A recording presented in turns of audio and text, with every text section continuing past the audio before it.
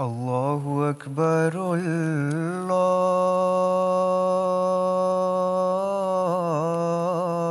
الله أكبر الله أكبر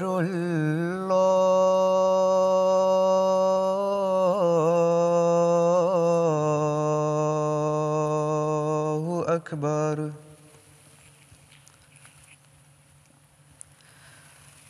أشهد أن لا إله إلا الله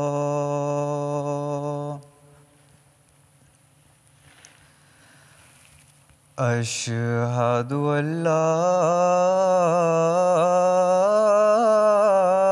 إله إلا الله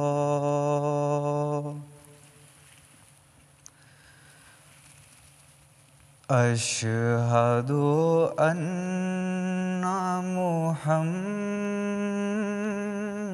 محمدًا رسول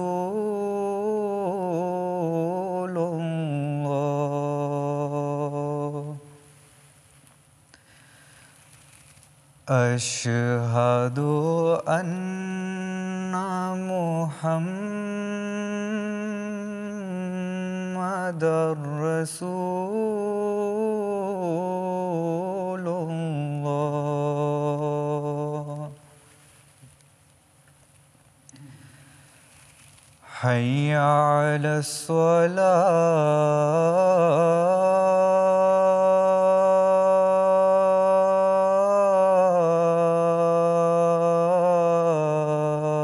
الصلاة حي على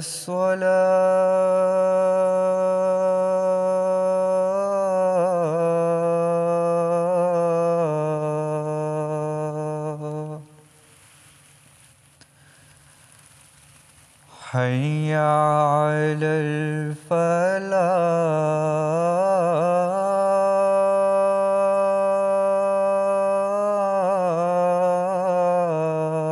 الفلاح حي على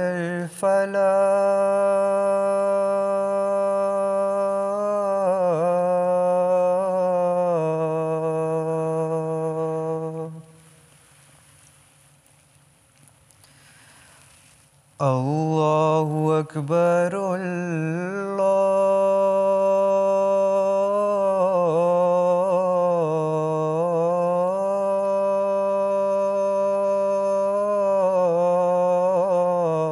الله أكبر لا إله إلا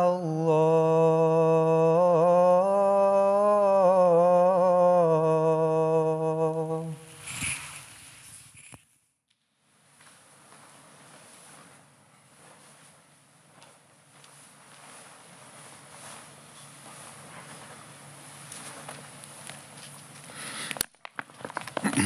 السلام عليكم ورحمة الله.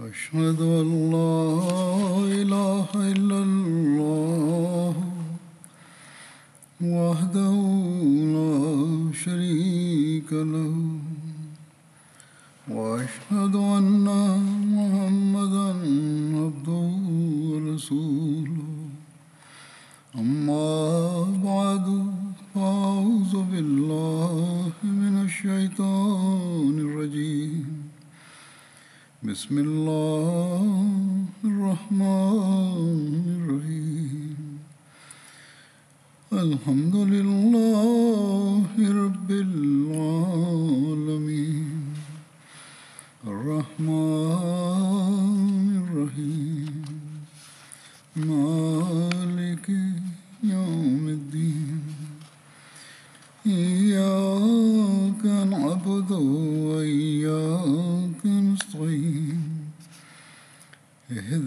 الصراط المستقيم صراط الذين أنعمت عليهم غير المغضوب عليهم ولا الضالين. Pada hari ini, sahabat Badar yang akan saya sampaikan adalah Hazrat Bilal bin Rabah. Nama bapa Hazrat Bilal adalah Rabah dan ibu beliau bernama Hamamah. Hazrat Bilal adalah hamba kepada Umayyah bin Khalaf. Nama panggilan Hazrat Bilal adalah Abu Abdullah, dan dalam beberapa riwayat lain disebutkan juga bahawa nama panggilan beliau ialah Abu Abdurrahman, Abu Abdul Karim dan Abu Amr.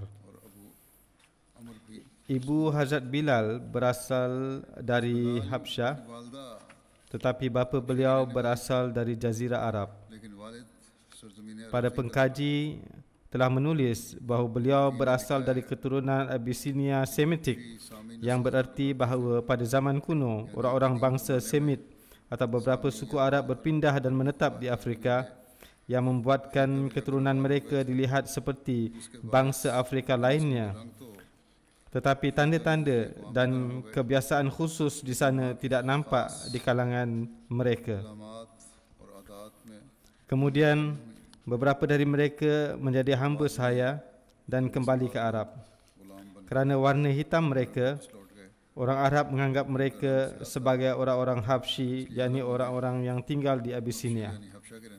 Menurut satu riwayat, Hazrat Bilal lahir di Mekah dan dulunya adalah salah seorang hamba sahaya dari kalangan mereka yang biasa dianggap sebagai orang-orang yang bukan asli Arab.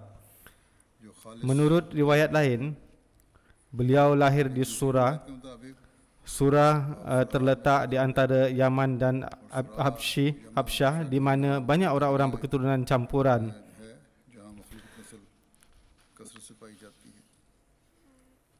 Warna Hazrat Bilal coklat gandum, berbadan kurus ramping, berambut tebal dan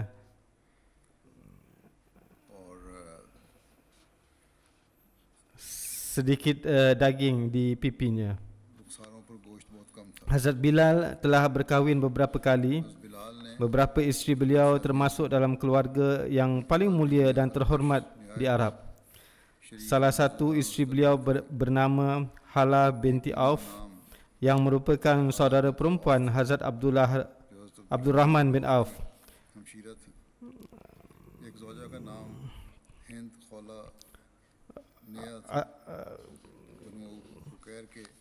Nabi Muhammad SAW juga mengatur pernikahan Hazrat Bilal dengan seorang wanita dari keluarga Banu Bukhair yang bernama Hindun Khawlaniyah.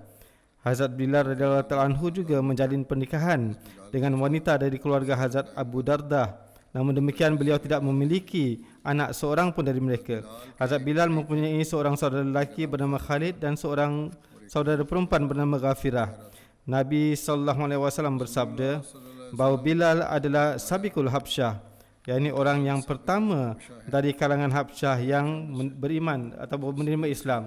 Hazrat Anas radhiyallahu ta'ala anhu meriwayatkan bahawa Rasulullah SAW bersabda, ada 4 orang yang paling pertama menerima Islam.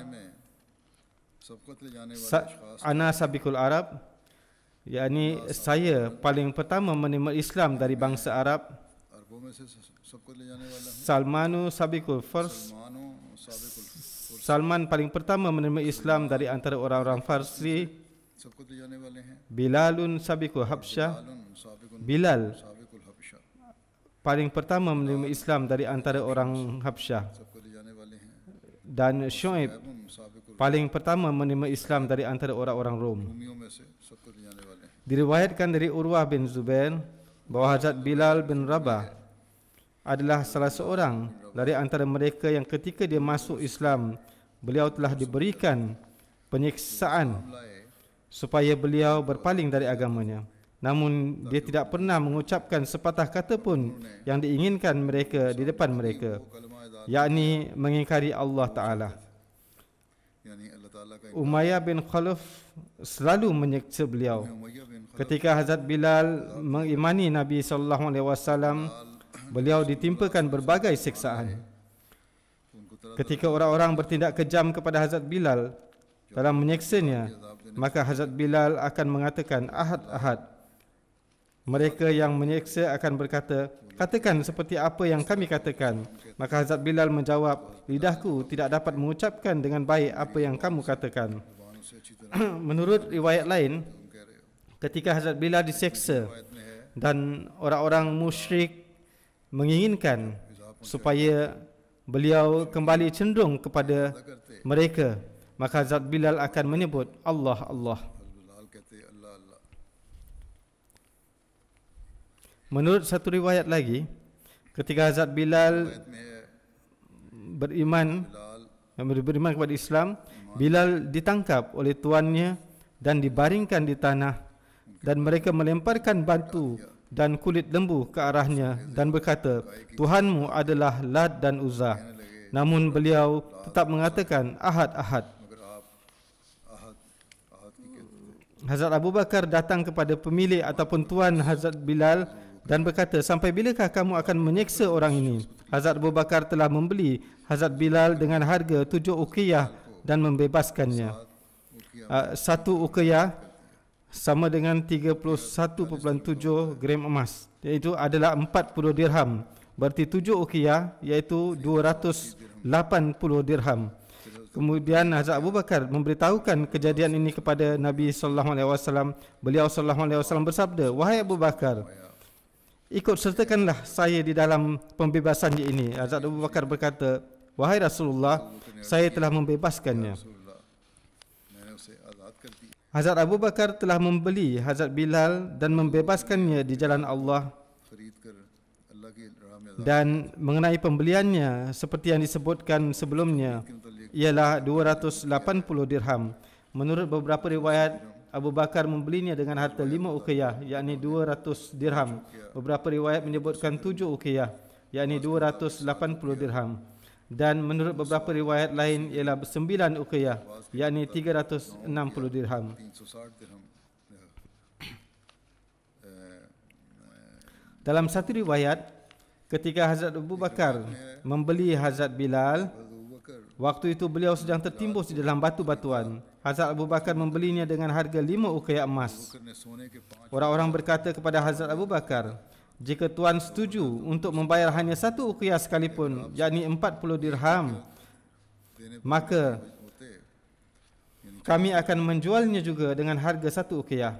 तो हम Atas perkara ini, भेज देते Hazrat Abu Bakar radhiyallahu ta'ala anhu berkata, jika kamu bersedia menjualnya dengan harga 100 uqiyah, yakni 4,000 dirham, maka saya akan tetap membelinya dengan harga 100 uqiyah. उसको खरीद लेता Hazrat Aisyah meriwayatkan bahawa Hazrat Abu Bakar telah membebaskan 7 hamba seperti itu yang telah diseksa. ऐसे गुलामों को आज़ाद करवाया Di antara mereka adalah Hazrat Bilal dan Hazrat Amir bin Fuhairah. और हज़रत आमिर बिन Diriwayatkan dari Hazrat Jabir bin Abdullah bahawa Hazrat Umar selalu mengatakan bahawa Abu Bakar adalah pemimpin kami dan dia telah membebaskan pemimpin kami iaitu Bilal. सरदार यानी बिलाल को आज़ाद Hazrat Khalifatul Masih Sani dalam menerangkan berkenaan penderitaan yang ditimpakan kepada Hazrat वाली तकाली Bilal dan pembebasannya oleh Hazrat Abu Bakar mengatakan bahawa hamba belian ini yang beriman kepada Rasulullah SAW datang dari berbagai kaum. Di antara mereka ada orang Habsyi seperti Bilal, ada orang Rom seperti Suhaib. Kemudian di antara mereka ada juga Kristian seperti Jubair. Mereka pengikut berbagai agama. Jabir dan Suhaib tadinya orang Kristian. Bilal dan Ammar tadinya penyembah berhala. Bilal dibaringkan di atas pasir yang panas membara oleh majikannya, kemudian menimbunkan batu ke atasnya dan para pemuda disuruh menari-nari di atas dadanya. Majikan Bilal yang berketurunan Habsyi iaitu Umayyah bin Khalaf, seorang pembesar Mekah. Umayyah demikian rupa menzaliminya, di mana di musim panas dan di bawah terik siang hari membawa Bilal keluar Mekah di padang pasir, kemudian menanggalkan pakaiannya, meletakkan batu-batu besar di dadanya sambil berkata bahawa akuilah ketuhanan Lat dan Uzza, dan tinggalkanlah Rasulullah sallallahu alaihi wasallam. Bilal hanya mengatakan Ahad, Ahad, Bilal उसके जवाब yakni Allah itu satu, Allah itu satu. यानी अल्लाह Mendengar ini berkali-kali dari Hazrat Bilal, bertambahlah kemarahan Umayyah, dan dengan mengikat leher Hazrat Bilal dengan tali, dia menyerahkan Bilal kepada para pemuda Samsing dan menyuruh mereka mengheret beliau di atas batu-batu di lorong-lorong Mekah. Yang kerana itu badan Bilal berlumuran darah, namun dia pergi dengan tetap mengatakan kata Ahad, Ahad, bahawa Tuhan itu satu, Tuhan itu satu. Beberapa waktu kemudian, ketika Allah Ta'ala memberikan keamanan kepada kaum muslimin, ketika mereka dengan bebas dapat beribadat, maka Rasulullah SAW melantik Bilal sebagai orang yang melaungkan azan. Sebagai orang dari Habsyi, Bilal yang seharusnya dalam azan mengucapkan asyhadu alla ilaha illallah, malah beliau melafazkan as'adu alla ilaha illallah. Maka orang-orang di Madinah yang tidak mengenali Bilal mentertawakannya mendengar ucapan yang tidak sempurna dari Bilal itu. Pada satu kali ketika Rasulullah SAW mendapati orang-orang mentertawakan azan yang dilaungkan Bilal, beliau memalingkan muka ke arah mereka dan berkata, kamu semua mentertawakan Hazrat Bilal, padahal Tuhan tersenyum mendengar azan Bilal di singgasananya. Anda hanya melihat bahawa dia tidak dapat mengucapkan lafaz shin sehingga dia melafazkannya sin. Tetapi apa yang ada pada ucapan huruf shin dan sin, tatkala Tuhan Maha mengetahui bahawa ketika dia dibaringkan di pasir yang panas dengan perutnya yang ditelanjangi, lalu orang-orang yang zalim itu memijak-mijak dadanya dengan sepatu mereka, kemudian mereka bertanya, apakah kamu sudah mendapat pengajaran atau belum? Maka beliau dengan ucapan yang tidak sempurna, dengan mengucapkan ahad-ahad, tetap terus mengumumkan keesaan Tuhan, dan kesetiaan beliau, akidah ketauhidan dan kekuatan hati beliau telah memberikan buktinya. Maka dari itu ucapan asyhadu beliau lebih berharga daripada pengucapan asyhadu banyak orang lainnya. Ketika Hazrat Abu Bakar radhiyallahu ta'ala anhu melihat kekejaman terhadap beliau oleh majikannya, maka beliau membayar wang tebusan beliau kepada majikannya untuk membebaskannya. Demikianlah banyak lagi hamba lain yang mana Hazrat Abu Bakar radhiyallahu ta'ala anhu mendapatkan taufik untuk membebaskan mereka dengan harta pribadi beliau. Hazrat Bilal termasuk as-sabiqul awalin, pemeluk Islam zaman awal. Beliau mengumumkan keislamannya ketika hanya 7 orang saja yang mendapat taufik mengumumkan keislamannya. Diriwayatkan oleh Hazrat Abdullah bin Mas'ud radhiyallahu ta'ala anhu, orang-orang yang paling pertama mengumumkan telah masuk Islam ada 7 orang. Hazrat Rasulullah SAW, Hazrat Abu Bakar, Hazrat Ammar, dan ibunya yang bernama Hazrat Sumayyah, Hazrat Shuhaib, Hazrat Bilal dan Hazrat Miqdad. Allah Ta'ala telah melindungi Rasulullah SAW dengan perantaraan pacik beliau, Abu Talib. Sedangkan Abu Bakar dengan perantaraan kaum beliau. Seperti yang telah saya jelaskan di dalam khutbah-khutbah sebelumnya, bahawa Rasulullah SAW juga tidak terselamat dari penganiayaan orang-orang yang memusuhi beliau. Begitu pula kaum keluarga ataupun keluarga Hazrat Abu Bakar radhiyallahu ta'ala anhu pun tidak mampu menyelamatkan beliau radhiyallahu ta'ala anhu dari penindasan. Kepada kedua mereka juga ditimpakan kezaliman yang tidak terhingga. Pada mulanya untuk beberapa waktu ada sedikit kelembutan, tetapi kemudian ada kekerasan besar. Tetapi bagaimanapun ini adalah keterangan perawi tadi yang mengatakan bahawa sedikit sebanyak ada seseorang yang memberikan pembelaan terhadap kedua wujud tersebut.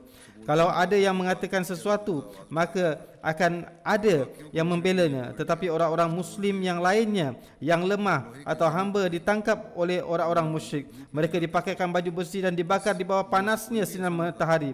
Tidak ada dari mereka yang tidak menuruti apa yang diinginkan oleh para penentang, kecuali Bilal, kerana beliau telah menganggap dirinya tidak berharga lagi demi Allah. Hazrat Bilal lah yang sentiasa tabah, dan kaumnya juga tidak menganggap diri beliau berharga. Mereka akan menangkapnya dan menyerahkannya kepada para pemuda, dan dia akan diarak di lembah Mekah. Dan Hazrat Bilal tetap mengatakan ahadun, ahadun. Ini diriwayatkan di dalam hadis Ibnu Majah.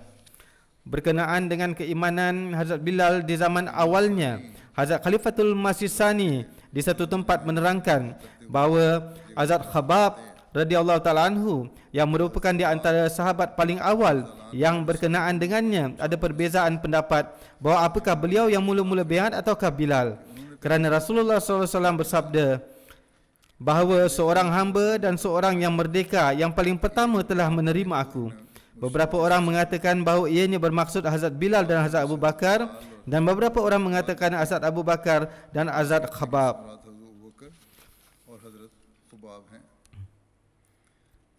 Berkenaan penderitaan yang dialami oleh Hazrat Bilal, Hazrat Mirza Bashir Ahmad radhiyallahu ta'ala anhu menulis di dalam buku Sirat Khatamun Nabiyyin bahawa Bilal bin Rabah adalah seorang hamba sahaya milik Umayyah bin Khalaf. Pada siang hari ketika sedang terik panas, Umayyah biasa menjemur beliau di bawah terik matahari di lapangan berbatu panas dengan menterlentangkan beliau dengan batu terbuka dan meletakkan batu panas di atas dada beliau sambil berkata, "Sembahlah Lata dan Uzza dan tinggalkanlah Muhammad. Jika tidak, aku akan membunuhmu dengan terus menyeksa engkau seperti ini." Bilal tidaklah faham banyak bahasa Arab. Beliau hanya mengucapkan Ahad Ahad, yakni Allah Maha Esa, Allah Maha Esa. Setelah mendengar jawapan ini, Umayyah semakin naik angin dan mengikat tali di leher beliau dan menyerahkannya kepada para pemuda yang nakal untuk diseret di lorong-lorong Mekah yang berbatu sehingga membuatkan badan beliau berlumuran darah. Namun selain ucapan Ahad Ahad, tidak ada kata lain yang beliau ucapkan di lidah beliau. Setelah melihat penganiayaan ini, Hazrat Abu Bakar telah membeli beliau dengan harga yang tinggi lalu membebaskannya. Ketika Hazrat Bilal berhijrah ke Madinah, beliau tinggal di rumah Hazrat Sa'ad bin Khaisamah. Rasulullah SAW telah menjalinkan persaudaraan antara Hazrat Bilal dengan Hazrat Ubaidah bin Haris. Sementara dalam riwayat lain dikatakan persaudaraan Hazrat Bilal dijalinkan dengan Hazrat Abu Ruwaiha Kaishami. Ketika Rasulullah SAW tiba di Madinah, para sahabat mulai jatuh sakit. Di antaranya adalah Hazrat Abu Bakar, Hazrat Bilal dan Hazrat Amir bin Fuhairah. Hazrat Aisyah radhiyallahu ta'ala anha meriwayatkan bahawa ketika Rasulullah SAW tiba di Madinah, Hazrat Abu Bakar dan Hazrat Bilal dijangkiti demam. Ketika demam, Hazrat Abu Bakar melantunkan syair ini. Syair berbahasa Arab yang artinya, ketika setiap orang bangun di rumahnya di pagi hari, dikatakan subahal khair kepadanya, yakni kematian semakin mendekati tali kasutnya. Dan ketika demam Hazrat Bilal telah reda, beliau melantunkan syair dengan suara yang kuat sambil menangis, yang artinya, seandainya diri ini masih sempat melewati satu malam di lembah Mekah dan di sekelilingku terbentang rumput Mekah Izkir dan Jalil. Dan apakah setelah sampai di Majnah satu hari nanti aku akan minum airnya? Majnah adalah satu tempat terletak beberapa batu dari Mekah dekat Maruz Zahran. Pada zaman jahiliah terdapat satu tempat keramaian yang terkenal di Arab serta Ukas di Muruz Zahran. Biasanya penduduk Arab setelah Ukas pindah ke Majnah dan tinggal di sana selama 20 hari. Pendek kata, beliau mengatakan dalam syairnya, saya akan minum air di sana. Di hadapan saya terdapat bukit Syama dan Tufail. Tufail juga merupakan bukit di Mekah yang jaraknya 10 batu dari Mekah. Dan di dekatnya terdapat satu bukit lagi yang disebut dengan nama Syama. Kemudian Hazrat Bilal mengatakan, wahai Allah, semoga laknat turun kepada Syabah bin Rabi'ah, Utbah bin Rabi'ah dan Umayyah bin Khalaf kerana mereka telah mengusir kami dari tanah air kami ke daerah yang dipenuhi wabak. Setelah itu Rasulullah SAW berdoa, ya Allah, jadikanlah Madinah sebagai tempat yang dicintai. Ketika mendengar ucapan Hazrat Abu Bakar dan Hazrat Bilal tersebut, Rasulullah SAW bersabda, ya Allah, jadikanlah kami mencintai Madinah sebagaimana kami mencintai Mekah. atau bahkan lebih dari itu. Ya Allah, limpahkanlah keberkatan untuk kami pada setiap syah dan mudnya. Ini merupakan pengukur yang terkenal untuk menimbang. मुद भी मशहूर पैमानों के नाम हैं। वजन Dan jadikanlah Madinah sebagai tempat yang sihat bagi kami, dan pindahkanlah demamnya ke Juhfah. और उसके बुखार को Juhfah juga adalah kota lain di satu arah di Mekah. Jofa भी एक दूसरा शहर है। Hazrat Aisyah mengatakan, kami tiba di Madinah dan ia merupakan tempat yang paling banyak wabaknya di antara tanah Allah Ta'ala. Beliau berkata, उन्होंने कहा di longkang Batan ada sedikit air yang mengalir. Airnya pun tidak sedap dan berbau busuk. Batan juga merupakan sebuah nama lembah di Madinah. मदीने की एक Riwayat ini terdapat dalam Bukhari. ये बुखारी में रिवायत है। Ketika hijrah dari Qadian, जब कादियान से waktu itu Hazrat Muslim Maud radhiyallahu taala anhu menyampaikan nasihat khusus kepada para Ahmadi dengan merujuk kepada hijrah Madinah bahawa jangan sedih dengan penghijrahan ini. हिजरत से परेशान Dengan merujuk kisah Hazrat Bilal ketika hijrah Madinah dan memperdengarkan nasihat Rasulullah sallallahu alaihi wasallam, Hazrat Muslim Maud radhiyallahu taala anhu का जिक्र करते हुए di waktu itu bersabda dengan menasihati jemaat bahawa saya tidak tahu orang lain कहते हुए tidak dapat mengatakan sesuatu kepada ghair Ahmadi yang ikut berhijrah juga. जो दूसरे लोग Namun saya katakan kepada para Ahmadi, करके आए हैं hilangkanlah pemikiran से ये कहते bahawa kamu semua telah kehilangan segalanya dalam hijrah ini. लुटे हुए हो। Hazrat Rasulullah sallallahu alaihi wasallam waktu itu juga kecewa dengan para muhajirin yang telah merasa kecewa kerana telah meninggalkan tanah air dan harta kekayaan mereka. पे छूट जाने पर Ketika Rasulullah SAW tiba di Madinah, रसूल yang ketika itu Madinah bernama Yasrib, dan waktu itu wabak demam malaria sedang tersebar dengan banyaknya. Malaria भी कसरत से होता था, बुखार। Para muhajirin pun dijangkiti demam malaria. तो मुहाजिरीन को बुखार Di satu segi mereka sedih kerana meninggalkan tanah air. Di antara mereka ada yang menangis dan mula menjerit-jerit, "Wahai Mekah, wahai Mekah." Satu hari Hazrat Bilal pun dijangkiti demam. Beliau membuat syair dan mula membuat bising dengan melantunkannya. Rasulullah SAW melihatnya dan marah lalu bersabda, "Apakah kamu semua datang ke sini untuk berbuat demikian? Kamu sedang berhijrah. Bagaimana kamu boleh berbuat bising?" Dalam menasihati para Ahmadi yang telah berhijrah dari Hindustan ke Pakistan pada waktu itu, Hazrat Muslim Maud radhiyallahu taala anhu bersabda, "Saya juga mengatakan kepada kamu, berbahagialah. Janganlah kamu berfikir bahawa kita telah kehilangan apa. Yang harus kamu lihat adalah demi siapa kita kehilangan semua ini. Jika apa yang kamu hilang itu adalah demi Allah Ta'ala dan untuk kemajuan Islam, खुदा ताला के लिए maka berbahagialah. Dan dalam kesempitan apapun jangan menampakkan wajah yang sedih, melainkan harus menampakkan wajah yang ceria."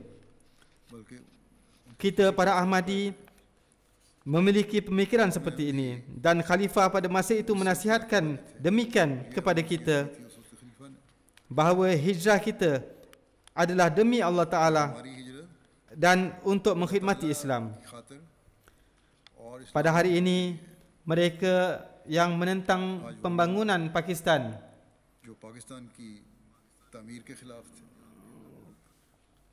Pakistan की असास justru mendakwa telah mendirikan asas negara Pakistan dan dengan kedustaan dan tipunya meluputkan para Ahmadi dari hak asasi sebagai warga negara. Padahal para Ahmadi telah memberikan banyak pengorbanan demi negara ini खातिर सबसे ज़्यादा कुर्बानियाँ untuk अहमदियों ने दी। tujuan kejayaan dan mengkhidmati agamalah kita semua berhijrah. और खिदमत के लिए Parlimen Pakistan demi tujuan politiknya telah melarang kita untuk menyebut nama agama ini. उस दीन का नाम लेने पर भी हम Bagaimanapun kita tidaklah memerlukan sijil apapun dari mereka, उनकी किसी tetapi kita tentunya kecewa लेकिन हम kerana mereka yang mendakwa sebagai pembela negara ini telah berbuat zalim kepada para Ahmadi. ने अहमदियों पर Bahkan tidak hanya menzalimi para Ahmadi, bahkan किया, बल्कि mereka juga telah menzalimi negara Pakistan dan terus menzaliminya. किया। Mereka menjadi penyebab rosaknya nama negara ini di mata dunia, menjadi penghalang bagi kemajuannya. Jika seandainya mereka tidak ada, maka negara ini sudah sedemikian lupa majunya. Mereka yang memakan negara ini, memusnahkannya seperti anak-anai. Namun meskipun demikian, adalah tugas kita sebagai Ahmadi Pakistani, khususnya yang tinggal di Pakistan, berusahalah sekuat tenaga dengan seluruh kemampuan untuk memajukan negara dan berdoalah semoga Allah Ta'ala membersihkan negara ini dari orang-orang zalim ini. Saya telah sentuh hal ini kerana ianya berkaitan dengan perkara tadi. Saya akan kembali kepada topik asal, iaitu kisah Hazrat Bilal radhiyallahu ta'ala anhu. Dalam kitab Tabqatul Kubra tertulis Hazrat Bilal ikut serta dalam perang Badar, Uhud, Khandak dan semua peperangan lain yang bersama Rasulullah SAW.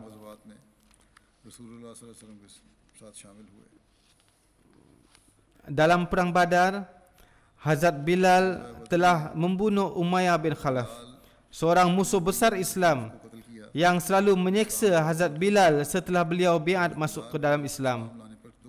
Berkenaan dengan pembunuhan Umayyah bin Khalaf telah dijelaskan dalam kitab Bukhari, yang mana saya telah sampaikan sebelum ini dalam topik Hazrat Khabayb bin Asaf, dan selengkapnya akan saya sampaikan juga di sini kerana ia berkaitan secara langsung dengan Hazrat Bilal. Hazrat Abdurrahman bin Auf meriwayatkan, beliau menerangkan bahawa saya menulis surat kepada Umayyah bin Khalaf dan mengatakan, jagalah harta dan anak-anak saya di Mekah, dan saya akan menjaga hartamu dan keluargamu di Madinah. Hazrat Abdurrahman bin Auf merupakan kawan lama Umayyah. Umayyah juga ikut serta dalam perang Badar bersama tentera kufar.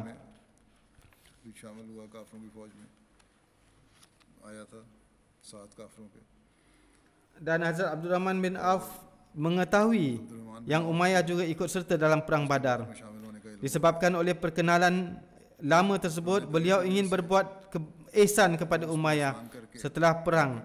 Pada malam hari beliau ingin menyelamatkan Umayyah. Beliau meriwayatkan ketika dia berada di dalam perang Badar dan ketika orang-orang sudah tidur, saya keluar pergi untuk melindungi Umayyah.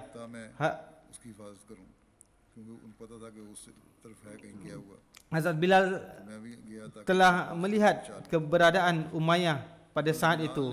Lalu Hazrat Bilal pergi dan berdiri di tengah-tengah Ansar dan berkata, saya melihat Umayyah bin Khalaf. Jika dia terlepas dengan selamat, maka saya yang tidak akan selamat. Lalu Hazrat Bilal dan beberapa orangnya pergi untuk mengekori kami, yakni Hazrat Abdurrahman dan Umayyah bin Khalaf. Saya merasa takut jangan sampai mereka menjumpai dan menangkap kami. Untuk itu saya meninggalkan anaknya di belakang untuk bertempur dengan pasukan Hazrat Bilal demi Umayyah, dan kami dapat maju ke depan. Namun pasukan Muslim berhasil membunuh anaknya Umayyah. Mereka juga tidak membiarkan usaha saya berhasil dan dapat mengejar kami. Kerana Umayyah berbadan besar sehingga pergerakannya agak terbatas, sehingga akhirnya pasukan Muslim menemukan kami dan saya meminta Umayyah untuk duduk. Lalu dia duduk. Lalu saya tutup badannya dengan badan saya untuk menyembunyikannya.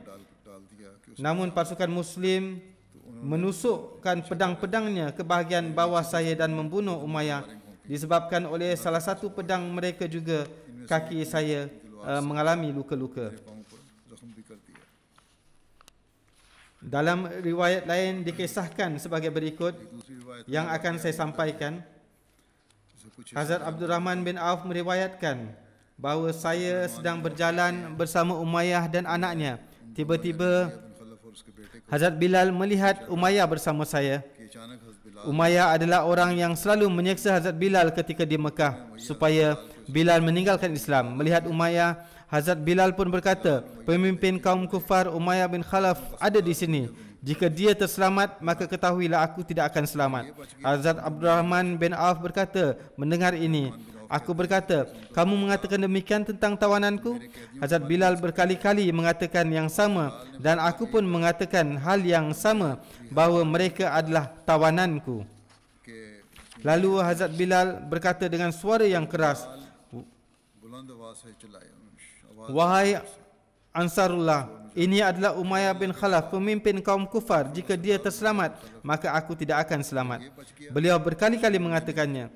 Hazrat Abdurrahman berkata, setelah mendengar ucapan Bilal tersebut, orang-orang Ansar berlari mengepung kami di 4 penjuru. Kemudian Hazrat Bilal menyerang anak Umayyah dengan menghunus pedangnya yang menyebabkan dia jatuh ke bawah. Saat itu Umayyah menjerit dengan kuat disebabkan ketakutan yang mana belum pernah saya dengar jeritan seperti itu sebelum ini. Setelah itu orang-orang Ansar mula mengerat kedua mereka dengan pedang. तलवारों के वार से काट डाला। Dalam satu riwayat dikatakan Hazrat Bilal pernah menjadi pembantu atau bendahara Rasulullah sallallahu alaihi wasallam. Ada seseorang bertanya kepada Hazrat Ibnu Abbas radhiyallahu taala anhu, apakah anda pun pernah ikut dalam satu perjalanan atau safar bersama dengan Rasulullah SAW? Beliau berkata, jika saya tidak memiliki hubungan dengan Rasulullah SAW, maka saya tidak ikut serta. Maksudnya adalah disebabkan oleh hubungan kekeluargaan, sehingga beliau mendapatkan kesempatan untuk ikut dalam safar bersama Rasulullah SAW. Selanjutnya berkata, Rasulullah SAW datang di dekat tanda yang dekat dengan rumah Hazrat Kasir bin Salat. जो कि हजरत कसीर बिन Rasulullah SAW berkata kepada sahabat-sahabat, kemudian datang kepada kaum wanita dan memberikan nasihat kepada mereka. Rasulullah SAW menganjurkan para wanita untuk bersedekah. Lalu para wanita menundukkan tangannya dan membuka cincin dan memasukkannya ke dalam kain yang dibentangkan oleh Hazrat Bilal. Riwayat tersebut disampaikan oleh Hazrat Ibnu Abbas. Setelah itu Rasulullah SAW dan Hazrat Bilal masuk ke rumah. Hazrat Anas bin Malik meriwayatkan bahawa Rasulullah SAW bersabda kepada saya रसूलुल्लाह सल्लल्लाहु अलैहि वसल्लम ने मुझे फरमाया bahawa उसने फरमाया कि मुझे अल्लाह की खातिर aku sedemikian lupa diinaya kerana Allah Ta'ala yang mana orang lain tidak mungkin mendapatkannya seperti itu. Aku diancam sedemikian rupa sehingga tidak ada orang lain mendapatkan ancaman seperti itu. Malam ketiga datang padaku, yakni tidak datang makanan kepada saya dan Bilal yang boleh dimakan oleh makhluk hidup. Namun sekian banyak yang dapat disembunyikan di balik ketiak Bilal, yakni makanannya sangat sedikit. Hazrat Bilal juga mendapatkan kemuliaan untuk menjadi muazzin yang pertama. Hazrat Bilal menjadi muazzin selama kehidupan Rasulullah SAW, baik di dalam safar maupun mukim. और आप इस्लाम में पहले शख्स थे जिन्होंने अज़ान Dan beliau adalah orang pertama dalam Islam yang mengumandangkan azan. Muhammad bin Abdullah bin Zaid meriwayatkan dari bapanya, Rasulullah SAW pernah berfikir untuk meniupkan trompet untuk menyeru orang kepada solat. Kemudian memerintahkan untuk membunyikan loceng, lalu dibuatlah itu. Hadis ini diriwayatkan dalam hadis Bukhari. Berdasarkan itu, para sahabat menyarankan untuk menggunakan lonceng dan trompet. Diperlihatkan mimpi kepada Hazrat Abdullah bin Zaid. Beliau berkata, dalam mimpi saya melihat seorang lelaki yang memakai 2 helai kain berwarna hijau dan lelaki itu sedang mengangkat loceng. Saya berkata kepada orang itu di dalam mimpi, wahai hamba Allah, apakah kamu akan menjual loceng ini? Dia menjawab, apa yang akan kamu buat dengan ini? Saya berkata, saya akan menggunakannya untuk menyeru orang untuk solat. Dia berkata, maukah aku beritahukan padamu yang lebih baik dari ini? Saya katakan, apakah itu? Dia menjawab, lalu dia mengucapkan kalimat azan, Allahu Akbar, Allahu Akbar, asyhadu an la ilaha illallah, asyhadu anna Muhammadar Rasulullah, अशहदु अल्ला इलाहा इल्लल्लाह asyhadu anna Muhammadar Rasulullah, hayya 'alas salah, hayya 'alas salah, hayya 'alal falah, hayya 'alal falah, Allahu Akbar, Allahu Akbar, la ilaha illallah. अल्लाहु अकबर अल्लाहु अकबर ला इलाहा इल्लल्लाह। Perawi mengatakan Hazrat Abdullah bin Zaid Ravi कहते हैं कि हज़रत keluar pergi menemui Rasulullah SAW dan memberitahukan mimpi yang dilihat kepada Rasulullah SAW. Beliau berkata, wahai Rasulullah, saya melihat seorang lelaki dalam mimpi yang memakai 2 helai kain berwarna hijau. Lelaki itu sedang mengangkat lonceng. Kemudian dia menceritakan semua mimpinya di hadapan Rasulullah SAW. Rasulullah SAW bersabda kepada para sahabat, kawan kamu telah melihat mimpi. Kemudian Rasulullah memerintahkan Hazrat Abdullah bin Zaid bahawa pergilah ke masjid bersama Hazrat Bilal dan ajarkan kalimat tersebut kepada Hazrat Bilal. Kemudian laungkan oleh Bilal kalimat tersebut kerana suara Bilal lebih kuat dari suaramu. Hazrat Abdullah bin Zaid berkata, saya pergi ke masjid bersama Bilal dan mengajarkan kalimat tersebut kepada Hazrat Bilal dan Bilal mengumandangkannya dengan suara yang kuat. Hazrat Umar bin Khattab mendengar suara tersebut lalu keluar dan berkata, wahai Rasulullah, demi Tuhan, itu jugalah yang saya lihat dalam mimpi saya, seperti yang beliau lihat. Dalam menjelaskan hal itu, Hazrat Mirza Bashir Ahmad menulis, waktu itu masih belum ada pengaturan untuk mengumumkan atau azan dan lain-lain untuk menyeru orang-orang untuk solat. Pada umumnya para sahabat hanya mengagak-agak waktu untuk itu lalu berkumpul untuk solat. Namun cara ini masih belum memuaskan. Setelah selesainya pembangunan Masjid Nabawi, masalah tersebut dirasa semakin diperlukan, yakni bagaimana cara mengumpulkan orang-orang Islam pada waktunya. Ada seorang sahabat yang mengusulkan membunyikan lonceng seperti Kristian. Ada sahabat lain mengusulkan membunyikan trompet seperti Yahudi. Sahabat lain yang mengusulkan yang lain lagi. Namun Hazrat Umar mengusulkan untuk menetapkan seseorang untuk mengumumkan ketika tibanya waktu solat bahawa sudah tibanya waktu solat. Rasulullah SAW menyukai cadangan ini dan memerintahkan kepada Hazrat Bilal untuk melaksanakan tugas tersebut. Setelah itu, ketika tiba waktu solat, Bilal mengucapkan kalimat as-salatu jami' dengan suara yang kuat dan orang-orang datang berkumpul. Bahkan selain untuk solat, jika ingin mengumpulkan umat muslim di masjid, dilakukan juga cara seperti ini.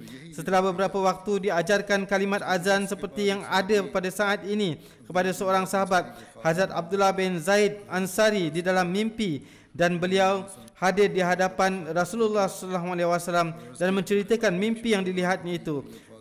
Berkata, saya mendengar seseorang dalam mimpi mengumandangkan kalimat azan. Rasul bersabda, mimpi tersebut berasal dari Allah Ta'ala.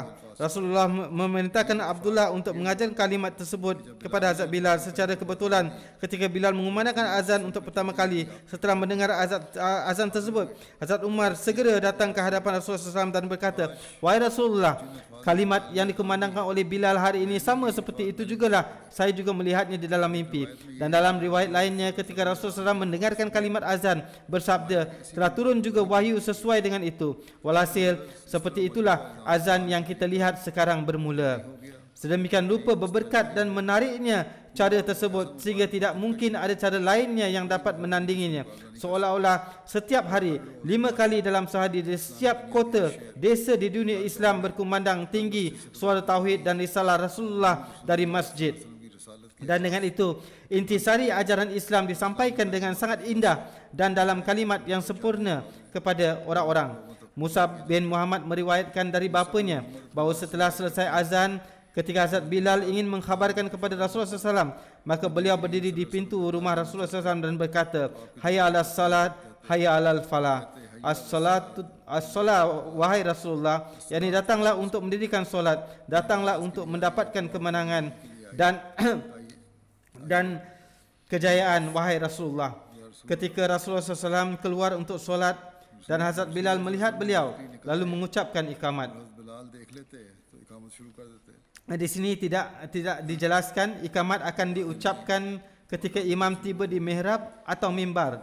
Apapun riwayat tersebut tidak diterjemahkan dengan betul atau tidak diriwayatkan dengan betul.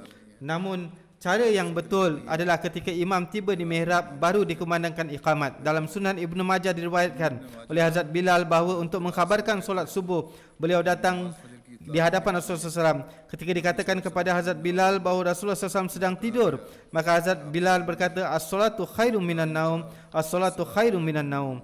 Lalu pada azan subuh ditambahkan kalimat tersebut, dan cara inilah yang terus kekal sampai ke hari ini. Dalam riwayat lainnya, Rasulullah SAW bersabda bahawa, wahai Bilal, betapa indahnya kalimat tersebut, kamu masukkanlah ke dalam azan subuh. Rasulullah SAW memiliki 3 muazin, di antaranya Hazrat Bilal, Abu Mazura dan Amr bin Ummi Maktum. Masih ada selebihnya yang masih berbaki, insya-Allah akan disampaikan di waktu yang lain. Saat ini saya akan sampaikan zikir khair untuk beberapa almarhum dan akan dilakukan solat jenazah gaib juga untuk mereka. Untuk itu riwayat selebihnya akan saya sampaikan nanti insya-Allah. Pertama, saudara Rauf bin Maksud Junior dari Belgium.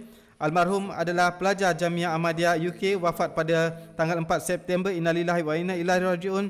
Almarhum berasal dari jemaat Hasselt, Belgium. Beliau mendaftar ke Jamiah UK pada tahun 2018 setelah lulus secondary school.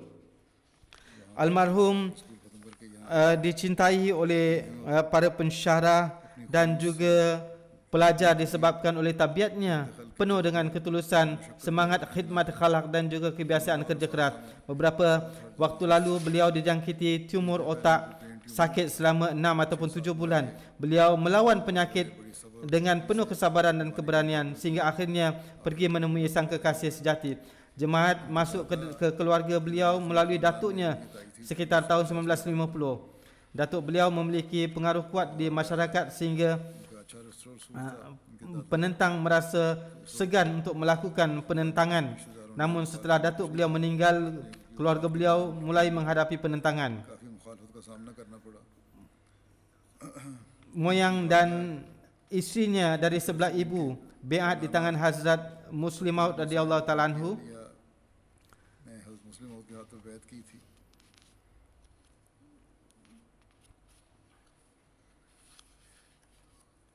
Selain orang tua almarhum Rauf bin Masud, meninggalkan 3 saudara perempuan dan 2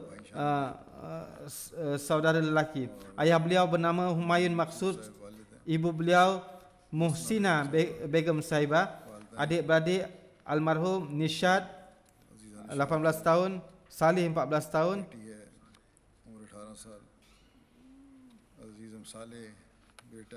Tasnia Aniza 9 tahun, Fatih Maksud 7 tahun, Janatus Samia 4 tahun. Amir Saib Belgium menulis, saya mendapat kesempatan untuk mengenal almarhum sejak kecil dan mendapati beliau sebagai anak yang luar biasa. Bila pun saya pergi ke jemaat almarhum, selalu mendapati beliau lekat dengan masjid dan berakhlak baik. Pasca kewafatan telah dibuatkan pengaturan selama 2 hari di Alkan untuk menyambut kedatangan orang-orang yang akan mengucapkan takziah. Banyak sekali tetamu jemaat yang hadir saat itu dan beliau mendapati banyak tamu yang menangis. Kesemuanya menceritakan kisah-kisah mengenai almarhum. Pada masa awal sakit, doktor mengkhabarkan kepada almarhum bahawa beliau mengalami kanser otak yang boleh membahayakan kehidupan. Namun meskipun demikian, tidak pernah nampak rasa putus asa di wajah beliau dan tidak patah semangat. Ketika bertemu, doktor mengatakan ketika almarhum mampu bercakap, saya sering bercakap dengan beliau. Saya mendapati almarhum sebagai pemuda yang luar biasa dan memiliki otak yang sangat cerdas. Doktor juga mengatakan bahawa meskipun menghadapi penyakit yang sangat menyakitkan ini, namun almarhum tidak pernah mengeluh. Padahal dalam keadaan demikian, biasanya pesakit mudah cepat marah, namun beliau sangat tabah dan menampilkan kesabaran. Amir Sahib mengatakan almarhum memiliki kecintaan dan keitaatan yang utuh kepada khilafat. Senyuman selalu menghiasi wajah beliau. Beliau menghormati dan bersikap rendah diri kepada setiap orang, baik tua maupun muda. Mubalik hasil menulis, sebelum disahkan sakit, saya meminta beliau untuk mengajar kelas atfal online. Beliau mengajar kelas dengan dawam, sehingga ketika beliau masuk hospital kerana penyakit tersebut, meskipun sakit, beliau tetap mengajar kelas online itu dari hospital. Sehingga kadang-kadang ketika mengajar online, beliau pingsan. Setelah sedarkan diri, beliau mula mengajar balik. Beliau tidak mengatakan bahawa saya sedang menderita sehingga tidak dapat mengajar pelajaran. Pada atfal pun mengatakan jika masih merasa lemah, tidak perlu mengajar dulu. Namun almarhum selalu menjawab, ketika saya kembali lagi ke Jamiah nanti, apa yang harus saya katakan kepada Khalifatul Masih nanti? Yakni perkhidmatan apa yang telah saya lakukan selama cuti. Ada kecintaan, semangat dan kegigihan. Kemudian seorang mubalik lainnya menulis, pada दूसरे वो लिखते हैं Pada tahun 2010, almarhum melakukan wakfi arzi untuk 1 minggu. Pada waktu itu bapa almarhum membawa almarhum untuk tinggal bersama saya kerana almarhum akan masuk jamiah dan saya diminta untuk memberikan training kepada almarhum. Pada waktu itu pun saya melihat almarhum selain melaksanakan solat 5 waktu juga terbiasa bangun di pagi hari untuk melaksanakan solat tahajud. Ketika Masjid Al-Kan sedang dibangun atau diperbaiki, pada waktu itu almarhum secara teratur ikut ambil bahagian dalam wakari amal dan sekretaris Jaidat mengatakan bahawa beliau melakukan pekerjaan-pekerjaan yang sangat susah dan berat seperti mengangkat batu, mengangkut kerikil dan sebagainya. Dan almarhum melakukannya dengan senang hati dan salah satu keistimewaan dalam diri almarhum adalah mendahului salam kepada setiap orang. Ibu almarhum menceritakan almarhum selalu mendahulukan kepentingan orang lain dari dirinya sendiri. Biasanya almarhum membawa makanan ke sekolah dan memakannya di sana. Satu hari almarhum balik ke rumah dan meminta makanan daripada saya. Saya katakan, "Kamu kan tadi sudah membawa makanan?" Almarhum menjawab, "Ada seorang anak yang tidak membawa makanan, jadi saya memberikan makanan saya kepadanya dan mengatakan kepadanya kalau saya akan makan nanti bila balik ke rumah." Demikian juga almarhum sangat memperhatikan kawan-kawannya dan selalu mengatakan kepada mereka, "Saya selalu memikirkan masa depan kamu. Pilihlah kawan yang berakhlak baik dan berusaha untuk memperbaiki masa depan kamu." Almarhum biasa bertugas di istimak-istimak dan jalsa-jalsa dengan penuh semangat. Bahkan officernya mengatakan, "Satu kali saya bertugas di bahagian security, saya memberikan kepada almarhum makan malam." Almarhum mengatakan, "Berikan kepada kawan saya dahulu." Meskipun masih muda, almarhum sering bertanya kepada para ibu bapa yang anak-anak mereka ikut dalam wakfeno dan menasihatkan berusaha supaya anak-anak masuk ke jamiah. Jamia में जाए। Kedua orang tua almarhum dengan penuh ketabahan menjalani masa sakit almarhum. Ketika para doktor mengungkapkan rasa tidak ada harapan, ibu almarhum dengan penuh ketabahan mengatakan, "Kami telah mewakafkan kamu di jalan Allah Ta'ala. Sekarang kemanapun kamu pergi, itu adalah tempat yang terbaik." मायूसी डॉक्टरों ने का इजहार किया था और कोई उम्मीद नहीं थी। बड़े हौसले से उन्होंने कहा, अब वो जगह जहाँ तुम जा रहे हो वो भी बड़ी अच्छी जगह है। Ibu almarhum selalu menasihatkan supaya almarhum reda dengan ketetapan Allah Ta'ala dan almarhum sendiri reda dengan ketetapan Allah Ta'ala. Kemudian almarhum juga meletakkan gambar yang diambil bersama saya di depan tempat tidurnya di hospital, yang mana ini seringkali menjadi bahan tablik. Doktor menanyakan, "Kamu tergolong dari golongan apa?" Dikatakan kepada mereka bahawa kami adalah anggota Jemaat Ahmadiyah dan kami meyakini bahawa Al-Masih telah datang. Seperti itulah pertabligan berlangsung. Tuan Amir mengatakan, "Kamu memang sedang sakit, tetapi meskipun demikian menjadi sarana tablik, terus bertablik dan almarhum sangat suka dalam perkara ini." Kemudian Saudara Khudamul Ahmadiyah Belgium mengatakan bahawa almarhum sangat mencintai khilafat. Pada acara kelas atfal dan wakfeno, saya meminta mereka untuk menulis surat kepada khalifah. Lalu almarhum datang kepada saya dan mengatakan, "Tuan Mubalik, saya tidak boleh menulis surat dalam bahasa Urdu. Mohon tuliskan untuk saya, lalu saya akan menyalinnya." Saya katakan kepadanya, "Anak yang lain menulis dalam bahasa Belanda, kamu juga tulislah." Ini adalah peristiwa sebelum almarhum masuk jamiah. Lalu almarhum menjawab, "Saya ingin surat saya sampai secara langsung kepada Khalifah Waqf dan huzur mendoakan saya." Tuan Mubalik mengatakan, janji yang diucapkan almarhum sambil berdiri bahawa aku akan sentiasa setiap waktu untuk mengorbankan jiwa, harta, waktu dan kehormatanku. Almarhum telah memenuhi janji tersebut hingga hembusan nafas terakhirnya. Almarhum memiliki banyak kawan non-Ahmadi dan saya melihat sendiri mereka menangis tersedu-sedu dan ketika saya bertanya kepada salah seorang kawannya mengenai personaliti yang tercinta Rauf bin Maksud, sambil menangis dia mengatakan, "Sekarang kawan kami yang tercinta telah berpisah dengan kami. Tidak banyak orang yang begitu simpati seperti almarhum." Kemudian almarhum sangat suka bertablik. Kadang-kadang orang-orang merasa ragu untuk mengumumkan bahawa Al-Masih telah datang. Namun almarhum dengan penuh semangat mengajak orang-orang dan memberikan kepada mereka literature tablik dan membawa tamu-tamu dalam setiap pertemuan tablik untuk ditablighi. बातें हर Tablighi Sebelum lulus Jamiah pun, almarhum telah menjadi murabbi dan mubalik yang hebat. Allah Ta'ala sendiri और मुबल्लिग थे। yang maha tahu hikmah dari keputusan-keputusannya. Kadang-kadang orang-orang yang terbaik dipanggil lebih cepat menghadapnya. Semoga Allah Ta'ala menganugerahkan maghfirah dan rahmatnya bagi almarhum dan meninggikan darjat almarhum serta menganugerahkan kesabaran dan ketabahan kepada kedua orang tua almarhum. हौसला अता फरमाए। Jenazah yang kedua, Tuan Zafar Iqbal Quraisy yang merupakan mantan Naib Amir Daerah Islamabad. Almarhum wafat pada Islamabad थे, 3 September di usia 87 tahun. Innalillahi wa inna ilaihi raji'un. पागे इन्ना लिल्लाहि व इन्ना इलैहि राजिऊन।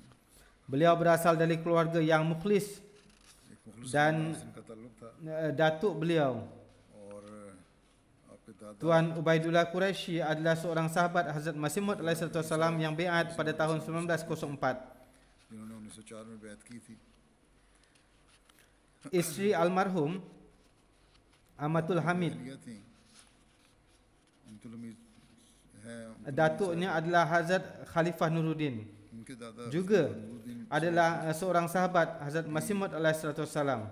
खलीफा मसीह मौद Ini adalah Khalifah Nuruddin yang lain, yang berbeza. Khalifah Nuruddin adalah nama beliau. इनका नाम है। Ini bukan Khalifatul Masih awal. खलीफा अव्वल का नाम Hazrat Masih Maud alaihissalam dalam buku beliau yang terkenal Tuhfa Goloriyah किताब menyebutkan secara khusus perkhidmatan beliau dalam penelitian mengenai keberadaan kuburan Nabi Isa alaihissalam yang terletak di Mahala Khandiar, Srinagar, Kashmir.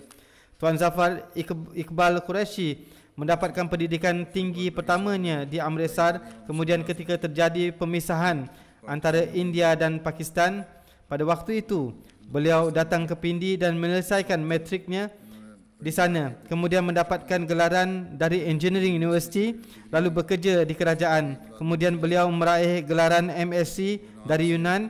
Setelah itu beliau memegang jawatan sebagai Chief Engineer di pejabat kerajaan di Taxila.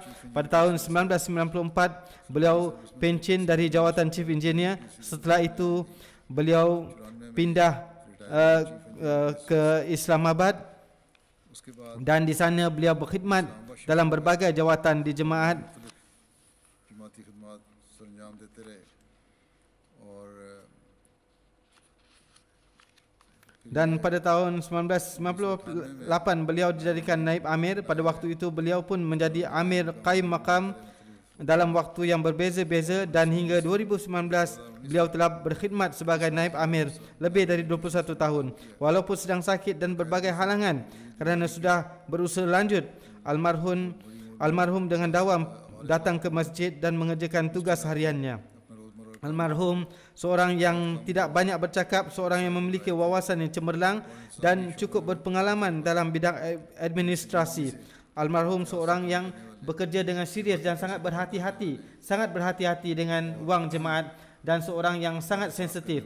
Ketika saya sebagai nazir Allah, waktu itu saya melihat dari dekat almarhum, Masya Allah, bekerja dengan ketulusan dan kerendahan hati dan taat sepenuhnya kepada atasan beliau yang meskipun secara usia jauh lebih muda dari beliau. Selain isteri beliau, Puan कामिल इताअत किया Amatul Hamid Zafar, beliau juga meninggalkan Zafar साहिबा के अलावा 4 orang anak perempuan, Amatul Rashid Sahiba, Dr. Sadaf Zafar Sahiba, Shazia Chaudhry Sahiba dan Aisyah Tariq Sahiba. Seorang tinggal di Kanada, yang lainnya di Lahore. Anak perempuan beliau, Aisyah Zafar, menceritakan semasa kecil ketika saya mula masuk sekolah, sebelum ujian tahunan, almarhum menuliskan surat permohonan doa untuk saya kepada khalifah. Kemudian ketika mendapatkan kedudukan position, kembali mengirimkan surat, dan ketika balasannya datang, almarhum membacakannya. Ketika saya sudah besar, almarhum menasihatkan saya untuk menulis surat sendiri dan membuatkan kerangka suratnya, dan dengan cara demikian almarhum menguatkan semangat kecintaan dan keitaatan kepada khilafat di dalam hati saya. Semoga Allah Ta'ala memberikan rahmat dan maghfirahnya kepada almarhum dan meninggikan darjat almarhum, sudah memberikan kesabaran dan ketenteraman kepada yang ditinggalkannya. नवाबीन को भी सब्र और सुकून Jenazah selanjutnya, Honorable Honorable Kabine Khawajat Kata dari Senegal yang wafat pada 24 Ogos di usia 85 tahun. Innalillahi wa inna ilaihi raji'un. Almarhum seorang yang sangat berani, tulus, ikhlas, mencintai khilafat, memiliki gairat kecintaan kepada jemaat, semangat dalam berkhidmat dan memberikan pengorbanan dan ramah terhadap tamu. Ini beberapa keistimewaan beliau yang sangat menonjol. Almarhum menjamu pada tamu jemaat dengan sangat istimewa, selalu menginginkan dan mengupayakan bahawa selama pada tamu jemaat ada di daerahnya, beliaulah yang mengkhidmatinya. Jika pada tamu kadang-kadang makan di luar, maka almarhum akan merasa marah. Mengapa saya tidak diberikan kesempatan untuk mengkhidmati tamu? Almarhum selalu mengosongkan biliknya untuk para tamu dan menyediakan segala kemudahan. Almarhum ikut serta dalam pemilihan dari parti sosial dan hingga 18 tahun menjadi anggota Parlimen Nasional. Almarhum seorang Ahmadi yang mukhlis dan setia. Ketika jemaat belum terdaftar, harta-harta jemaat tercatat atas nama beliau. Missionary in Charge menuliskan, ketika pada 2012 saya datang ke Senegal dan setelah itu jemaat terdaftar, maka almarhum mengatakan, hidup tidak ada yang tahu. Sekarang segeralah anda tukar nama amanat harta ini menjadi atas nama jemaat. Dan ketika kesulitan datang, almarhum selalu berdiri di barisan paling hadapan untuk membela. Almarhum seorang yang bekerja lebih banyak dari seorang mubalik. Almarhum dalam waktu yang lama berkhidmat sebagai ketua jemaat Ahmadiyah di daerah Tambakanda. Almarhum mendapatkan taufik berkhidmat di Amla Pusat sebagai sekretari umur kharja. Sebelum wafat, almarhum mempersembahkan tanah seluas 3 ekar kepada jemaat untuk sekolah. Demikian juga almarhum memberikan 3 ekar tanah untuk rumah misi daerah, dan sebelum wafat almarhum menyerahkan dokumen-dokumen 6 ekar tanah kepada membalik. Almarhum mengatakan, ini adalah amanat jemaat, jagalah ini. Kemudian beliau mengatakan, saya akan pergi ke Guinea Kinakare. Saya tidak tahu apakah akan kembali lagi ataupun tidak. Almarhum juga selalu datang ke jalsa di sini di UK sejak masa Khalifatul Masih Ar-Rabi rahimahullah. Beberapa kali beliau datang ke jalsa. Terakhir sekali beliau ikut serta pada jalsa 2019 dan bertemu juga dengan saya. Almarhum mengatakan kepada Amir Makami di sana bahawa tidak ada yang tahu umur seseorang. Keinginan saya adalah duduk di hadapan khalifah supaya dapat melihat khalifah sebanyak mungkin. Kemudian dalam mulakat almarhum mengatakan bahawa tujuan saya telah tercapai. Maulana Munawar Khurshid Sahib menceritakan almarhum adalah pribadi politik dan eksekutif yang sangat disukai di Senegal. Almarhum berasal dari kota ternama Tambacounda dan dari keluarga politik. Pada dasarnya beliau dari Departemen Pendidikan. Kemudian beliau masuk ke dunia politik pada tahun 1995. Pesan jemaat sampai kepada almarhum melalui Honorable Jagjin, Deputy Speaker National Assembly. Kemudian dengan segera Allah Ta'ala membukakan pintu hati beliau, yang mana setelah itu almarhum biat dan bergabung ke dalam Ahmadiyah dengan hati yang terbuka dan lapang dada. Di Senegal, orang yang biat di masa-masa awal kebanyakan adalah para buruh atau pemilik tanah yang memberikan pengorbanan harta sesuai dengan kemampuannya. Ketika almarhum biat dengan kurnia Allah Ta'ala mendapatkan taufik untuk memberikan pengorbanan harta dengan ketulusan. Almarhum seorang yang berani, seorang yang gila tablik. Almarhum bertablik kepada setiap orang yang ditemui, hingga kepada pemimpin negara pun almarhum mendapatkan taufik untuk memperkenalkan jemaat. Pergaulan almarhum sangat luas. Almarhum selalu berusaha menyampaikan pesan jemaat kepada setiap orang yang ditemui. Setiap saat di kereta almarhum selalu tersedia literatur jemaat dan formula biat. Semoga Allah Ta'ala memberikan rahmat dan ampunannya kepada almarhum dan meninggikan darjat almarhum, serta meneruskan keikhlasan dan kesetiaan ini pada anak keturunan almarhum dan anak keturunan almarhum yang belum Ahmadi. Semoga Allah Ta'ala memberikan taufik kepada mereka untuk dapat menerima Ahmadiyah. Jenazah selanjutnya yang terhormat Tuan Mubashir Latif, advokat di Mahkamah Agung yang akhir-akhir ini tinggal di Kanada, sebelumnya di Lahore. Almarhum wafat pada 5 Mei di usia 85 tahun. Innalillahi wa inna ilaihi raji'un. Almarhum sangat mencintai Allah Ta'ala, Rasulnya sallallahu alaihi wasallam, Hazrat Masih Maud alaihi wasallam dan khilafat Ahmadiyah. Datuk almarhum yang terhormat Tuan Syekh Meher Ali adalah sahabat dekat Hazrat Masih Maud alaihi wasallam. Hazrat Masih Maud alaihi wasallam melakukan pertapaan di rumah beliau di Hoshiarpur, yang pada masa itu Allah Ta'ala memberikan nubuatan agung mengenai Muslim Maud kepada beliau. Tuan Mubashir Latif memegang jawatan sebagai Ketua Jemaat Faisal Town Lahore hingga 17 tahun. Almarhum tergabung dalam tim peguam cara jemaat di Pakistan dan almarhum bangga atas hal ini. Almarhum mendapatkan kesempatan untuk mengkhidmati dan membantu banyak pada tahanan. Almarhum adalah salah satu dari 3 orang peguam yang pada 1974 mendapatkan kesempatan sebagai perwakilan dari jemaat. Beliau menjalankan tugasnya mengajar di Punjab University sehingga 40 tahun. Almarhum mengajar di Fakulti Undang-Undang. Ketika terjadi penyerangan di Masjid Model Town Lahore, almarhum berada di sana. Dengan kurnia Allah Ta'ala, almarhum selamat, namun adik lelaki almarhum Tuan Naim Sajid syahid pada peristiwa tersebut. Setelah itu almarhum pindah ke Kanada. Almarhum disiplin dalam puasa dan solat, sangat disiplin dalam tahajud, sangat mencintai Al-Quran. Dengan kurnia Allah, almarhum seorang musi. Di antara yang ditinggalkan selain isteri juga 6 orang anak perempuan dan cucu serta cicit yang sangat banyak. Tuan Malik Tahir Amir Jemaat Lahore menulis, Yang terhormat Barister Mubashir Latif adalah seorang peguam yang handal dan terpelajar. Almarhum meraih lulusan undang-undang di sini pada masa tersebut dan sangat dihormati di mahkamah. Dalam rangkaian kes-kes jemaat setelah tahun 1984 ketika dibuat kes terhadap para pemuda Ahmadi berkenaan dengan kalimah tayyibah, perbicaraan mereka berlangsung di Mahkamah Magistrate. Meskipun Tuan Mubashir tidak tampil di mahkamah-mahkamah di bawah mahkamah tinggi, namun demi kepentingan jemaat, almarhum tampil di hadapan magistrate dan almarhum memberikan perkhidmatannya dengan tanpa berbelah bagi dalam kes-kes jemaat. Beliau banyak memberikan cadangan-cadangan yang luar biasa dalam masalah undang-undang. Banyak magistrate dan hakim yang merupakan murid beliau, namun beliau tidak malu tampil di hadapan mereka. Pada umumnya peguam Mahkamah Agung dan Mahkamah Tinggi tidak tampil di Mahkamah Magistrate. Tuan Mubarak Tahir mengatakan rangkaian perkhidmatan jemaat Tuan Mubashir Latif dimulai sejak tahun 1974. Almarhum juga membantu peguam Ghair Ahmadi Tuan Ijaz Hussein Batalwi di Samdani Commission. Ketika kes-kes yang melanggar Undang-Undang Ordinans 1984 diajukan tuntutan undang-undang di Mahkamah Syariah, Tuan Mubashir Latif pun ikut serta dalam panelnya. Di bawah undang-undang yang adil seharusnya kes-kes itu tidak terjadi. Namun almarhum beserta kawan-kawannya menyiapkan seluruh kes tersebut dengan penuh kerja keras. Semoga Allah Ta'ala menganugerahkan kepada almarhum maghfirah dan rahmatnya, meninggikan darjat almarhum dan memberikan taufik kepada anak keturunan almarhum untuk dapat meneruskan kebaikan-kebaikan almarhum serta diberikan ketenteraman. Setelah solat Jumaat insya-Allah akan dilaksanakan juga solat jenazah mereka semua.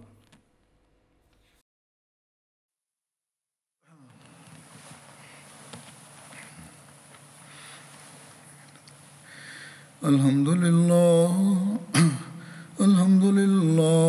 nahmaduhu wa nasta'inuhu wa nastaghfiruh ونؤمن به ونتوكل عليه ونعوذ بالله من شرور أنفسنا ومن سيئات أعمالنا من يهده الله فلا مضل له ومن يضلل فلا هادي له ونشهد أن لا إله إلا الله ونشهد أن محمدا عبده ورسوله عباد الله رحمكم الله إن الله يأمر بالعدل والإحسان وإيتاء ذي القربى وينهى عن الفحشاء